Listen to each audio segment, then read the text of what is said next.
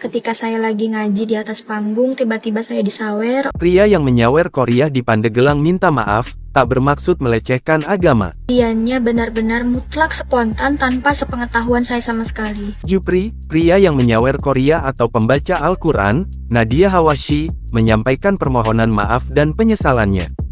Jupri juga mengaku bahwa perbuatannya itu salah.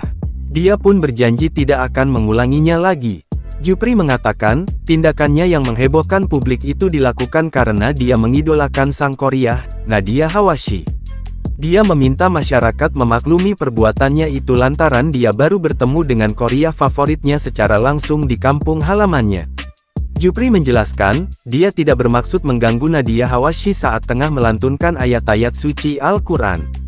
Selain itu, Jupri menambahkan, dia pun tak bermaksud melecehkan atau menghina agama Islam. Diberitakan sebelumnya, video seorang Korea bernama Nadia Hawashi yang disawer saat membaca ayat Al-Quran beredar dan ramai diperbincangkan di media sosial. Terlihat, seorang pria naik ke atas panggung dan menghamburkan uang di depan Nadia. Lalu datang juga pria lain yang menyawer dengan menyelipkan uang di hijab yang dipakai Nadia.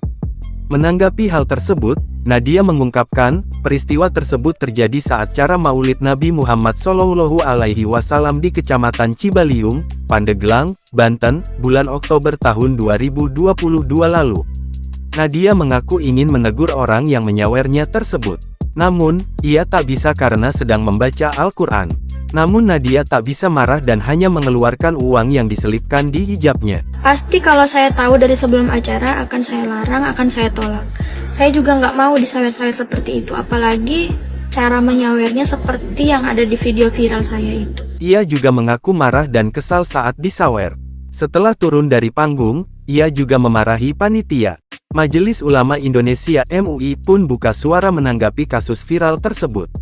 Menurut Ketua Komisi Dakwah MUI, Ahmad Zubaidi, tindakan saweran yang dilakukan pada Korea tersebut merupakan tindakan yang bertentangan dengan etika. Pasalnya, membaca Al-Quran adalah kegiatan yang suci, dalam rangka membaca kalam-kalam ilahi dan memuliakan Allah Subhanahu wa Ta'ala. Lebih lanjut, Ahmad pun mempersilahkan jika ada orang yang ingin memberikan penghargaan kepada seorang Korea saat ia melantunkan ayat Al-Quran. Namun Ahmad meminta agar pemberian penghargaan tersebut dilakukan dengan cara yang baik, serta dengan cara yang dapat memuliakan Korea maupun Korea itu sendiri.